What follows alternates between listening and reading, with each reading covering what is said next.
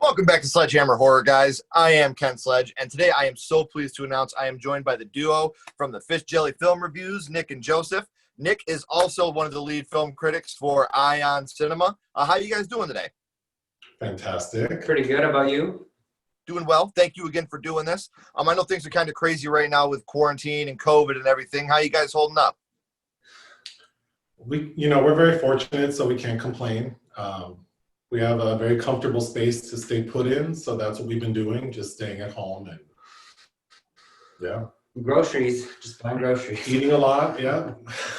Well, I see the expansive DVD and Blu-ray collection behind you, so at least you have something to keep you busy. That's true. Oh, yes. Yeah. This is a very small portion. This is a very small portion of what's going on over here. Right.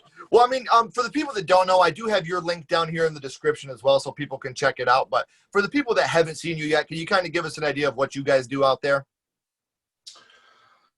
So Nick is a film critic. He writes for an outlet. He writes more traditional reviews that don't really spoil the films. Mm-hmm. But I don't like telling stories and not being able to spoil them. So our film reviews on YouTube are really designed to give people who watch them like the complete story, so we can give very honest, I think sometimes funny feedback. Oh yeah. Yeah. Well, it's absolutely very entertaining. Oh, thank you. I hope so.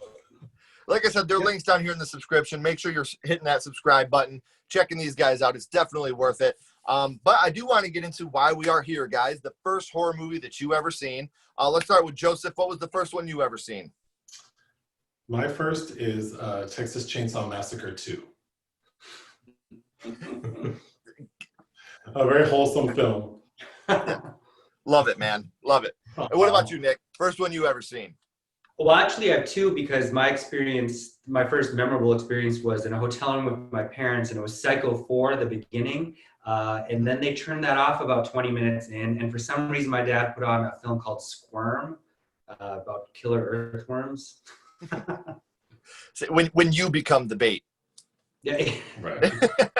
So for those Squirm, I'm so happy because I haven't done either one. All three of these I haven't done yet on this podcast. So it's really, really cool for me to be able to talk about these, and Squirm in particular, because I feel like that's a movie that no one knows about. It's a whole lot of fun. It's terrifying when you're a kid. The older you get, it's killer worms. But man, it's a fun movie to watch. I agree. So you said you were with your parents. How old do you think you were when you watched these two films? I actually talked to my mom today to kind of get an idea. I know it was the early 90s, and she said it was probably about 92, so I was 8, and I think we were on a family vacation in some Minnesota suburb, and for whatever reason, I will never forget, Psycho 4 came on, and I had started to read more adult things that I wasn't supposed to at the time, but I remember pronouncing it wrong, Pisco, which she would never let me forget, and that movie was made came out on television, so I think that's why they thought it was okay to watch. But after the second kill, they were like, "Oh, we shouldn't let him be watching this anymore." Yeah, and you're right. It was made for TV, but that's still, for being a made for TV movie, it's pretty deep. Oh yeah, it's pretty dark, because we rewatched all three of these before this, and they're all dark. Oh yeah. Well, while we're on the subject of dark, Joseph, when you think about Texas Chainsaw Massacre 2, what's the first scene that comes to your mind? The scene where Chop Top and Leatherface go to the radio station, and Chop Top beats the radio engineer with a hammer in the head. Yeah. Chop Top is easily my favorite character in all the Texas Chainsaw franchise. Yeah, he's terrifying. Yeah, he's terrifying. Yeah, I've always been a big fan. So, Nick, I want to ask you, if you're choosing your favorite between Psycho 4 and Squirm, which one are you picking? Psycho 4. Psycho 4, is a better film, for sure. Okay. So, which scene from Psycho 4 do you think affected you the most, and why? I think it is this. It's the second kill of the film where Henry Thomas is playing the young Norman Bates, and he's in drag as his mother, and he's killing the older lover that he's with in a car. And I think part of my visceral reaction to it still is how my parents behaved while it was happening. Like it was a big he'd already killed a girl by this time in the movie, but for some reason they reacted so strongly to that, like turn it off. So that's why it's probably imprinted so much. Right. So, okay. Well, Joseph, let's go back to you for this question. I hate to say favorite because that's such a dark way of putting it, but what kill from Texas Chainsaw 2 affected you the most and why? So I rewatched it yesterday. Only 2 people get killed, which are the 2 guys in the beginning in the Mercedes. So I guess technically it would have to be that. But when I think about the actual, like the effect on me, it would be the radio engineer being hit in the head with the hammer. Yeah. That messed That's me a up. dark, I mean, like I said, Texas Chainsaw 2, it has a little bit of comedy to it, but I still think that's still definitely more of a dark film than what people give it credit for. Yeah. And I also had to call my mom to have her remind me about this film.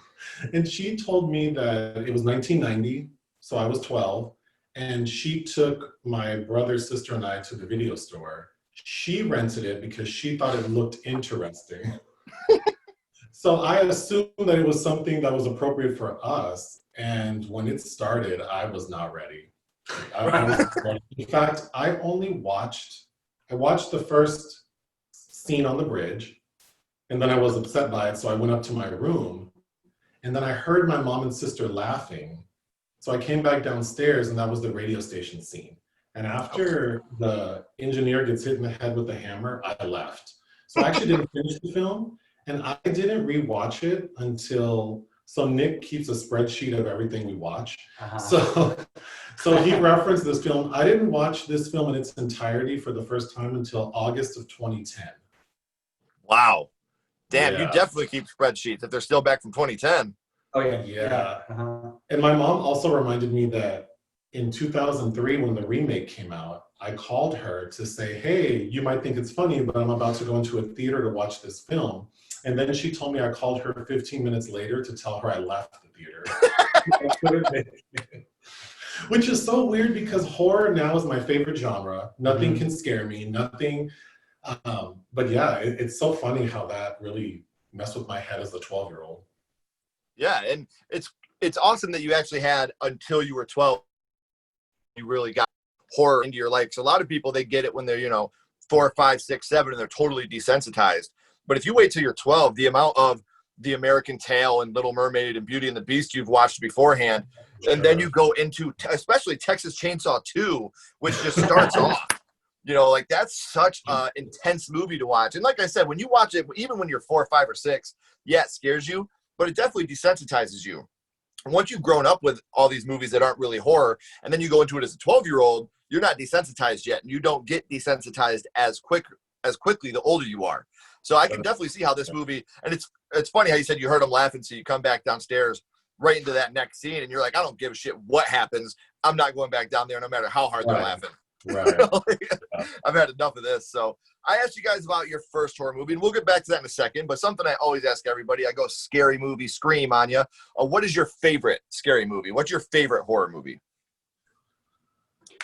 I think mine is Aliens, which I would consider a horror film. I have reverence for Sigourney Weaver. And I probably saw the first, but you can't talk about Aliens without Alien, which is more of a horror film, classically structured. But I was in 4th grade when I first saw Alien, when I first heard her name, and I was just smitten after that.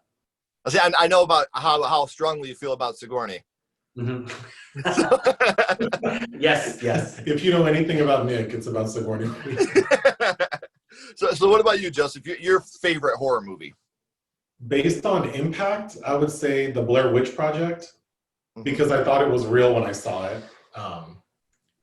That movie, and I don't think there will ever be a movie that could be marketed like that again, because that was still right at the peak of the internet searches.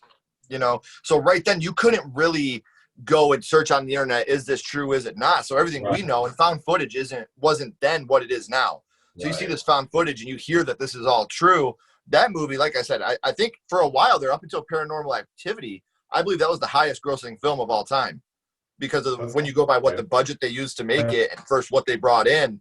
It was a brilliant marketing technique they had that couldn't be accomplished today. The only thing I could say is maybe like you had The Exorcist, which had that same type of haunting on people that Blair Witch did. You know, people were leaving The Exorcist crying, puking, going right to church, boycotting the movie. And Blair Witch, I had people that, you know, I remember being probably 7th grade when that came out, and we were all going to go see it. And I had friends that absolutely refused. Their parents would not let them see this movie because they thought it was a real thing. So great choice. That is such a good choice. That's no, that's awesome. 99. 99? Okay. So I was What is it? 21. Yeah. Oh. It scared the hell out of me. It's effective. It is. Well, and they use that old trope of you don't see what's after you. So you never really know. Are these guys just taking her out there to kill her? Is there really a witch? Like, I love the suspense, the anxiety, and the mystery that goes along with the Blair Witch. That's one of my top 10 favorite horror movies. I was in college at the time, and my roommate had already seen it, but didn't tell me about it. And after I saw it, when I came home, this fool was standing. Did I tell you this? No. He was standing in the corner. Yeah. And I was done. I was wrecked. Yeah, that was a perfectly placed idea for him. You know, once he knew you were going to see it, yeah, that's about right for him. Okay, so I'm going to ask you guys a couple more questions before we sign off here. Okay. I want to get back to Squirm real quick. Which kill in Squirm do you think affected you the most? Probably as a kid, and I hadn't watched. I just rewatched it. It's probably the first time since I was a kid. When the he's kind of supposedly slow and mentally handicapped handyman, Roger, or whatever, kind of gets consumed by the worms. And although rewatching it, they look like a big bunch of Twizzlers on the floor. It's still effective to see him get swallowed up by the worms. Well, and I still think that effects like that hold up more to me now than some of the original CGI. You know, I would rather not so great practical effect over a not so great CGI any day of the week. So, yeah, and that Squirm, like I was watching bits and pieces of that as well, just to kind of brush myself up. And some of those scenes actually, I'm sure they had to have used real worms in a lot of those scenes, because I mean it still holds up. It looks good, and that's one of those things that as a kid especially, we all played with worms, you know, and then you get the idea, you know, just like that Killer Ants movie. I don't remember what it was when I was a kid, but the giant ant. Might have been called Ants, to be honest. But, you know, these things that you play with all the time, and you hold a magnifying glass over thinking of them coming back like, oh, bitch, what now? You know, like that type of thing. So I love Squirm. Like going back and rewatching what I watched, it's a fun movie to watch. Another good scene is when the male lead goes to order something called egg cream, which I never heard of, at the local deli of the small town Georgia, and there's a worm in his chocolate milk. It's a real worm. It's gross. It works. Yeah. See, anytime that they put insects into your food or drink in a movie, always effective, because that's something I think that any rational human being would be terrified of happening. Oh yeah, and I think there's a scene where people are eating spaghetti and there's close-ups on their mouths. Yep, it's good. it's good. We should also mention there's a Mystery Science Theater treatment of Squirm. Squirm available on YouTube. So that's really, yeah. Well, I'm going to be checking that out tonight, because I'll be watching the Tigers game and watching that after this is over. There you go. So now I want to ask you guys. We'll go back to Texas Chainsaw 2 and Psycho 4. I'll start with you, Joseph. Texas Chainsaw 2 was your first. Is that your favorite in the Texas Chainsaw franchise? If not, which one is? I would say the first one. That one's more creepy. Oh, in the end, the finale is unforgettable. Yeah, best third act of all time. The original. And then Psycho 4. Was that your favorite Psycho, or do you still? I think that Hitchcock's original is probably my favorite, but we rewatched Psycho 2 recently with Meg Tilly and Anthony Perkins. Psycho 2, I think, is very effective as well. Mm-hmm. So which one's your favorite? Oh, so it's the Hitchcock one. You can't beat Hitchcock. Okay. Well, I mean, but I'm with you on the fact that Psycho 4, even though it was a made-for-TV movie, that gets a lot of scrutiny that just because it was a made-for-TV movie that people don't even give it the chance. And you got to think back, a lot of the movies that were made for TV back then, Sometimes They Come Back, The Langoliers, Rose Red, these are all movies that you can watch now and still very much appreciate, not knowing they were made for TV. Sure, they don't have the big budget that a lot of these other movies had, but they still tell a good story and they have good acting for being made for TV movies. So I'm a full supporter of Psycho 4. I love it. Oh, Olivia Hussey as Norma Bates is really good. She's excellent. She's very, that's a great performance, actually. Nobody really talks about it. Yeah, it always gets pushed under the rug, and I think it's great. For me, it's Psycho, and then Psycho 4, and then Psycho 2, Psycho 3. But I love the Psycho franchise. I've always been a big fan. So I've got 2 more questions for you guys. First, we're going to talk about the remakes of each. Nick, what was your opinion on the Vince Vaughn Psycho remake? I haven't seen that probably since '98. I mentioned watching this. I would like to rewatch it, but I remember not caring for it particularly. The shot-for-shot remake by Gus Van Sant, I believe. Yep. It's okay. I like the people in it. Julianne Moore in the Vera Miles part. And I think Vince Vaughn's okay, but he's no Anthony Perkins. Right. See, I'm with you. I don't think it's a bad movie because it's shot for shot. So I can't say it's a bad movie, but I think it would be filed under unnecessary. There really was no point to redo this movie the way they did. If you were going to remake it and, maybe modernize it and make it something a little different, at least maybe then we could get a better judge on if is it good, is it bad. But to just take it and make it a complete scene-by-scene remake in color with Vince Vaughn, unnecessary. Not bad, not good. I'll watch it if it's on. I won't get angry about it, but... Right. Yeah, I completely agree. Just do your own thing. What's your own interpretation of it? But yeah. Bingo. Now, while we're talking about own interpretations, Texas Chainsaw remake. What did I think about it? At least the first 15 minutes before you walked out. We watched it since then. My recollection is it's okay. Like the tone of it is fine. Yeah, Jessica Biel. Yeah, it's okay. But I felt the same way about the Nightmare on Elm Street remake. Like, I prefer the original, but yeah.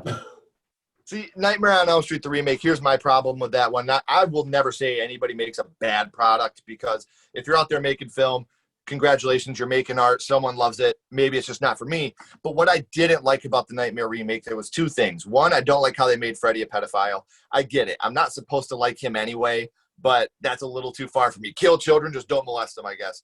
And then the other thing I really didn't like was how they put CGI effects over what were some of the best practical effects of all time. In the original Nightmare on Elm Street, when he's pushing his head through that wall, and it's all practical. And then in the remake, how it looks like there's like 3 of him going through that with the CGI, that really turned me off. That was something in the Nightmare remake that really bummed me out. But I'm with you on the Texas remake. Yeah. Take it or leave it. There's remakes I'm very fond of. I love the Evil Dead 2013. I'm one of the very few that absolutely adored the new Child's Play movie. I thought it was fantastic. I like the new Child's Play. Yeah, me too. I'm very excited. I love the idea of 2 Chucky Universes, because they're bringing back the one for sci-fi next year. They're doing the TV show with Brad Dourif again. And I've heard that they are still doing a sequel with the other one. So the idea of 2 Chucky Universes, some people get turned off by it. But, dude, there's been like 4 different Halloween universes. There's been 3 different Texas Chainsaw timelines. Come on. Is that really the worst thing going on right now? Right. Yeah. I don't mind more content. Yeah, no. Yeah, and I love the idea that in the new Child's Play, really Chucky was, influenced by Texas Chainsaw 2. Once he's seen that and he's seen them laughing, that was a big part of that movie to me. I forgot about that. Yeah. I'm a big fan of that movie, so that's one thing. When I seen it, I was like, hey, Texas Chainsaw 2, bringing all these good things together. So I always end this with a skull count. Nick, we have to do 2 with yours, but we end up 0 being the worst, 5 being the best. What are you going to give Squirm first? Oh, 3. That's fun. fair. Yeah. Yep. It's fun. It's not scary if you're an adult, but yeah. Right. Okay, how about Psycho 4? Psycho 4, can I give half skulls? Yeah, absolutely.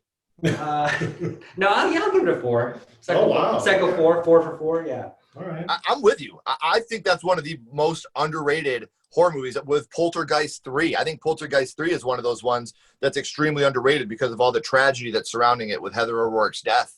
So I think that Poltergeist 3 is another one that's so much better than people give it credit for. So, okay, Joseph, we're back to Texas Chainsaw 2, Skulls, 0 to 5. What's your ranking? Well, people are going to be upset if I don't do it right.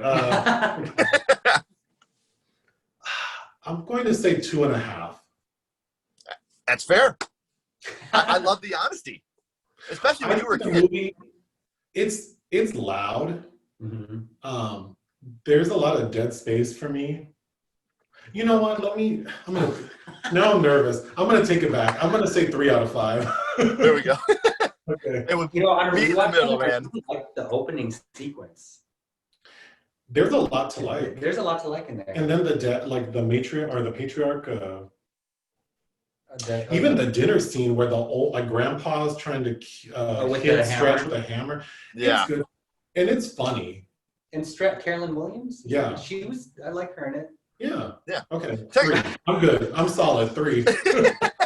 Well, I'm with you. Texas Chainsaw 2 is one of those movies to me. It's like Evil Dead to Evil Dead 2. How the first one is just straight horror, terrifying. And then you get Texas Chainsaw 2, which does have that spice of comedy, but it's still a horror movie at heart. So I do love Texas Chainsaw 2, and I think 3 is a very fair rating for that. So you guys don't go anywhere. I got a couple more questions for you.